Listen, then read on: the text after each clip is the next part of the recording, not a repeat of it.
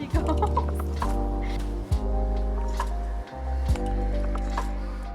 Hello friend, welcome to another weekly reading vlog.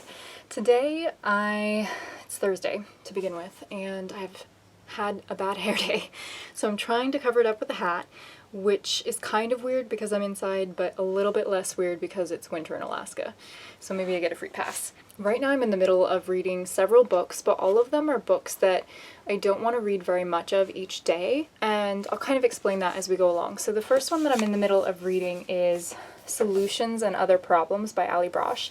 This is a humorous comic collection, and Ali Brosh is really funny. Her illustrations are hilarious, I think especially because of all of the expressions she gives her characters. Even the dog characters are really hilarious. And so I did read Hyperbole and a Half when it first came out.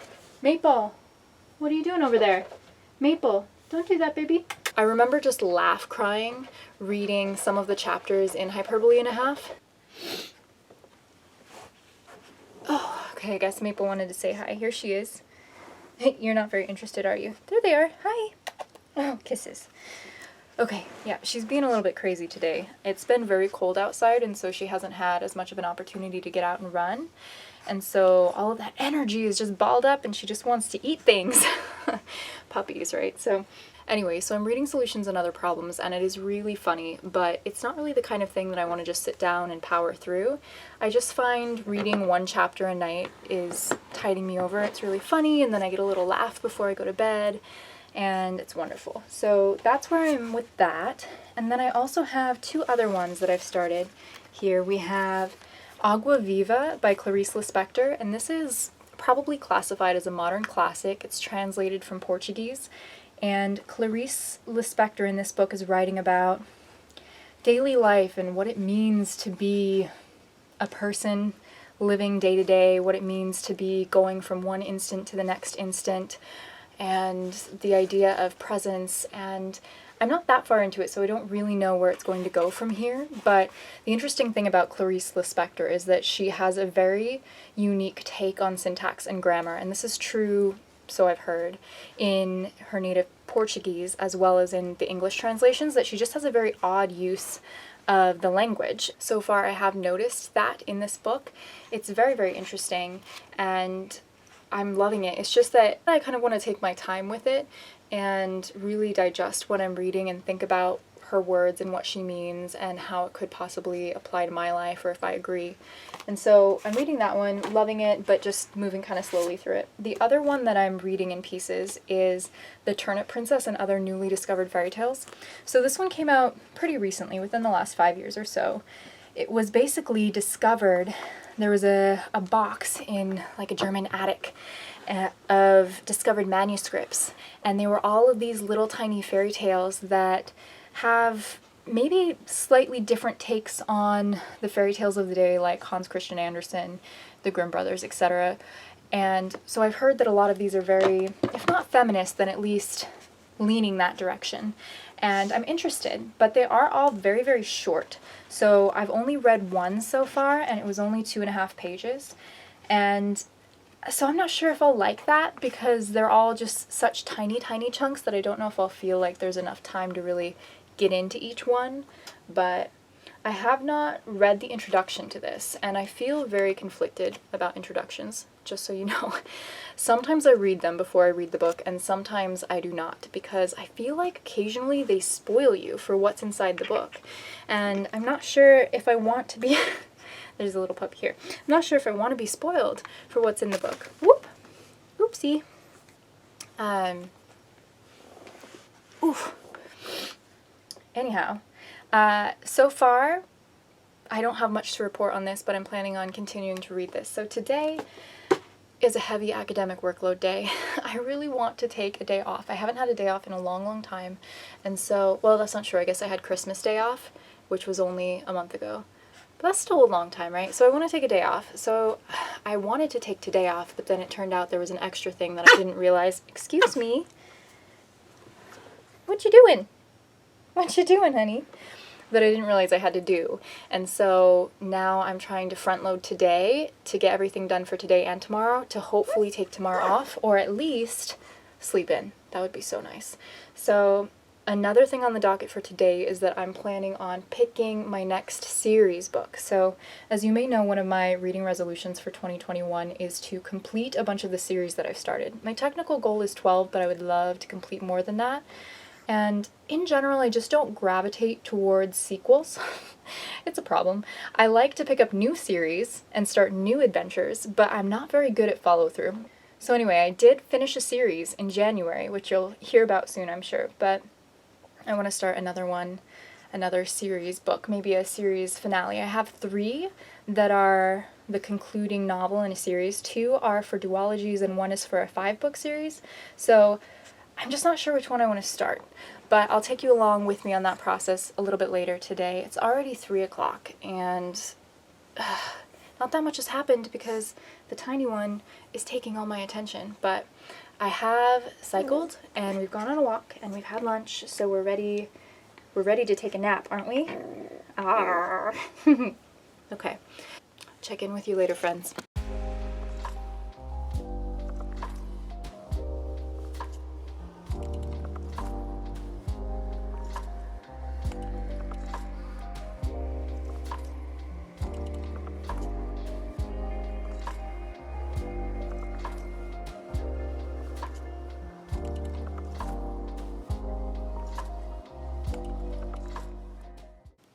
Okay, so these are the 3 books to which I was referring. We have 5 Dark Fates, which is the finale of the 3 Dark Crowns series. I have read all 3 or 4 other books in the novellas also, so I really want to finish the series, but it's been such a long time since I read the other most recent one, so I definitely have to read some summaries. Next up we have Shadow Song by S.J. Jones. This is a sequel to Winter Song, which was a retelling of the Goblin Market and also included music. So it was very interesting, definitely super YA, but that's okay. And it's only a duology, so reading this book would complete another series. And then the third option here is Of Ice and Shadows by Audrey Coulthurst. Excuse me, Audrey, sorry about that. So this is the sequel to Of Fire and Stars. I really like the cover. I mean, I don't think it was well made, but I think that the design is nice. And then this was a queer story about a princess named Mare, and she was supposed to marry the prince, but when the prince comes, he brings his sister, and Mare falls in love with the sister. And so I do remember what happened at the end of the first book, and this also is a duology. So these are my 3 options. I wish you were here to help me decide. My baby.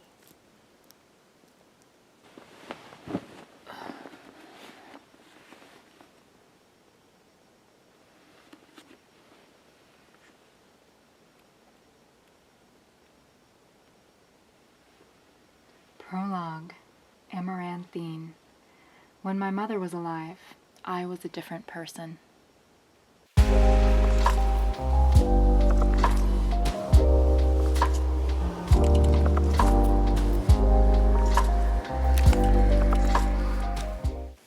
Hey, happy Friday. So I wanted to quickly give you a sneak peek. I'm about to film a book haul. It's a last hurrah book haul because there's a big thing happening in my life very soon that will require me to kind of cut back on extraneous expenses like lots of books. I've been going a little bit overboard on the book buying since probably December. You know, when everybody's best books of 2020 started coming out, I started picking 1 or 2 from each list and ordering them, and so I ended up with a lot of books. But I also got a very exciting package from Book Depository. We all know Book Depository takes forever and a freaking day to ship to the US, but they have some of the most beautiful UK editions of books that I've ever seen, and so I order from them a lot. Anyhow, so I just wanted to give you a little sneak peek into some of the books that I ordered. One of the books that I picked up from the Book Depository was Assassin's Apprentice by Robin Hobb. Now, I originally learned about this series through Reagan at Peruse Project, and I love watching her videos. I probably watch more of her videos than anybody else's. You're okay, little Maple. But anyway, and then I saw Ashley from A Frolic Through Fiction talking about them, and so I decided that I really needed to start the series, but you would be wrong if you thought that I just ordered the first one of a series that I have never tried before from an author that I've never tried before. I mean, that would be logical, but you would be wrong.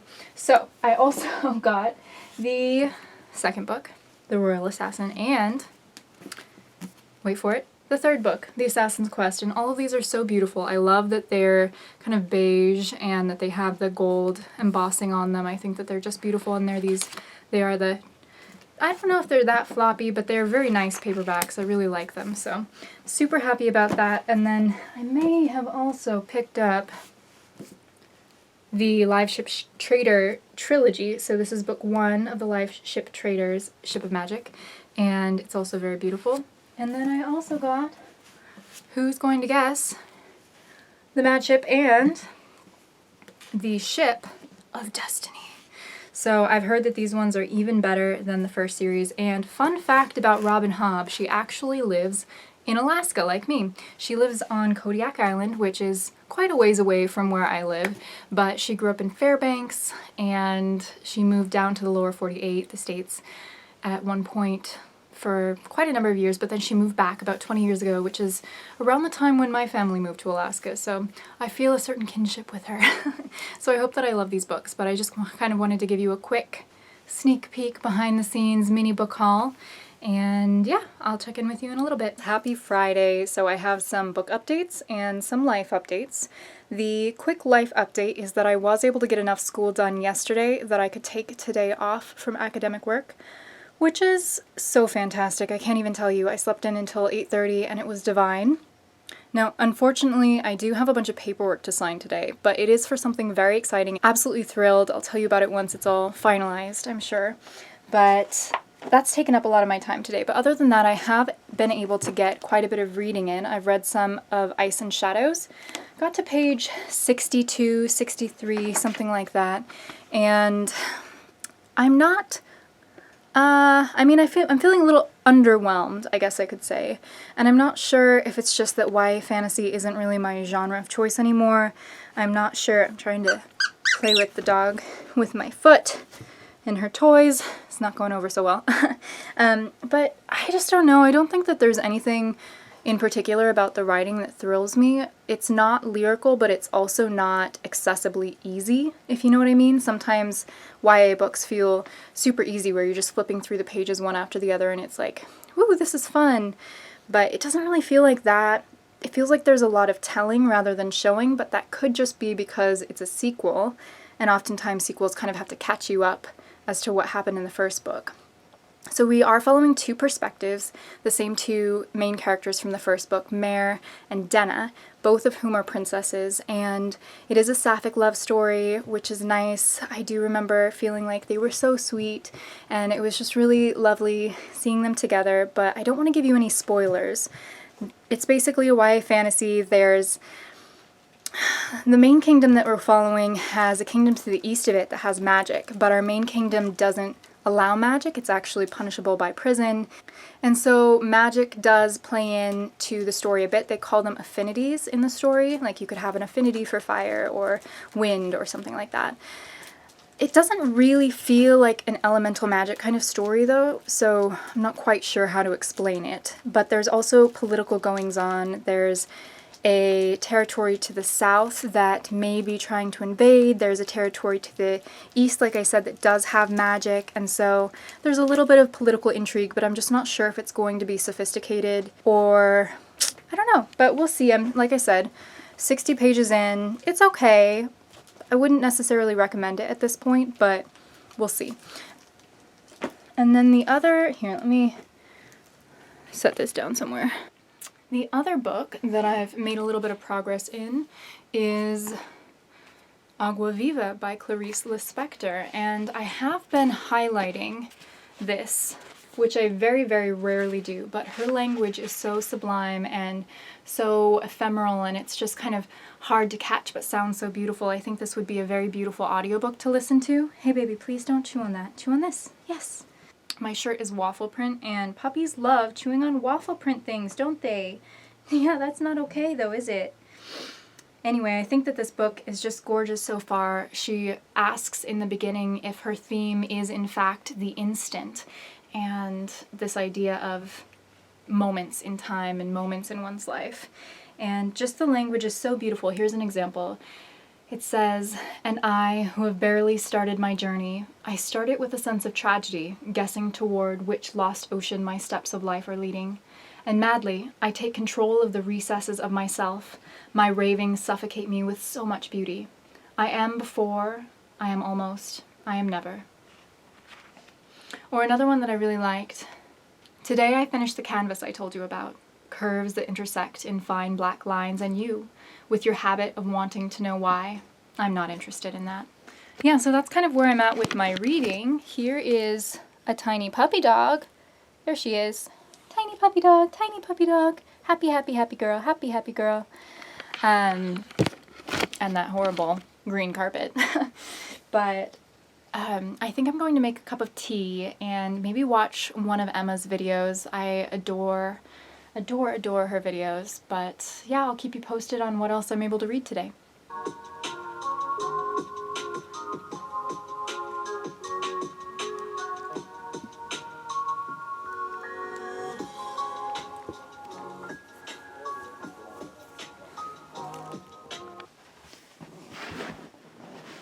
Hey! So it is now Sunday. I didn't vlog at all yesterday because I was just so busy doing school. It was a really academic heavy day and just didn't really read much, so nothing to update you on. Today I do have a few updates. So I have continued to make my way through Of Ice and Stars this morning. I'm about 100 pages in, not too far. My general reading pace is about 30 pages a day, plus another like half an hour to an hour of audiobook. And I am still not loving this. I don't really like the writing style so far. I don't really care about the characters. I'm still feeling dubious about the political aspect of this book because our main character, one of our two main characters, is now like an ambassador for her kingdom, and she's trying to broker these deals with this other kingdom in order to provide mutual benefit. But I just don't feel like that's her character or that will go over well. I'm not sure. So anyway, still kind of so-so on this one, but I will continue. And then in other news, I did pick up City of Brass again on audiobook. So I had been listening it through Libby, the library app, and I didn't finish it before I had to return it. So I finally just bought it on Libro FM, which is a really awesome app that lets you support your local independent bookstore. So I'm supporting Fireside Books in Palmer, Alaska.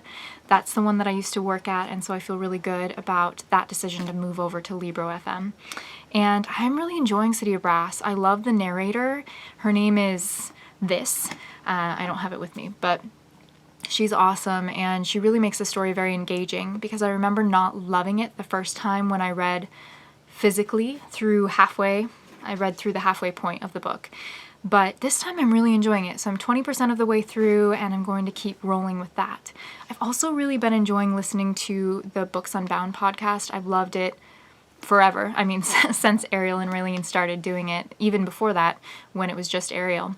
And that's something that I've been catching up on this week. And then other than that, the only other real news that I have is that I did finally get Skillshare. Now I've had it before, but not for very long, just a few months here and there. And this time I'm just so excited. I started a plant class. Obviously I love plants. And then I also started a class on minimalism, which I'm really looking forward to. So those are kind of my updates right now. I've got to go because the dog is into something she shouldn't be into. I also just wanted to show you, this is like the plant of the day. This is one of my newest. What type is it? This is... Does it tell you? And I wanted to tell you that I made this little ceramic pottery thing in a pottery class. I'm so proud of it. And I love this botanical print. I also have a lemon one that maybe I'll show you later. Okay, so we've just had a pivot moment. I found myself not really engaged in what I was reading, not really enjoying it. So I decided to pick up Motherhood by Sheila Heti. And so this is like the 7th or 8th book or something that I'm now in the middle of. But I just felt like I needed a different genre. I needed a different vibe. Something was wrong and off, and I just needed something to kind of pick up my reading pace a little bit. So this evening, it's Sunday evening, and I smashed through loads of school today. I felt so proud of myself. And so this evening I picked up Motherhood. I don't really know what it's about other than the obvious, but so far I'm loving her writing. It's somewhere in between, like, really literary but also super accessible, and I'm a fan. Hi, baby.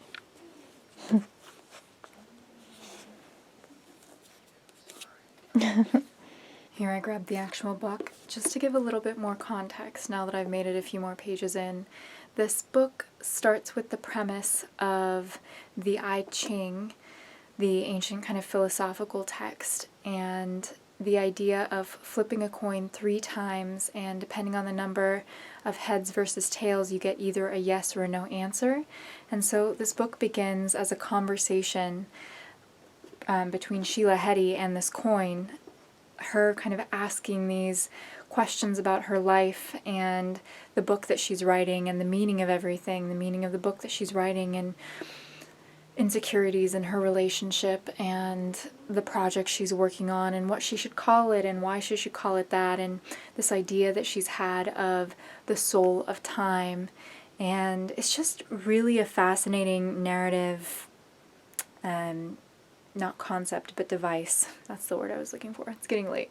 I should really go to bed here very soon. Anyway, so far it's just really readable, and I'm flying through the pages, and I'm really enjoying it so far. So I'll let you know how I feel about it a little bit more tomorrow, and then probably close off the vlog.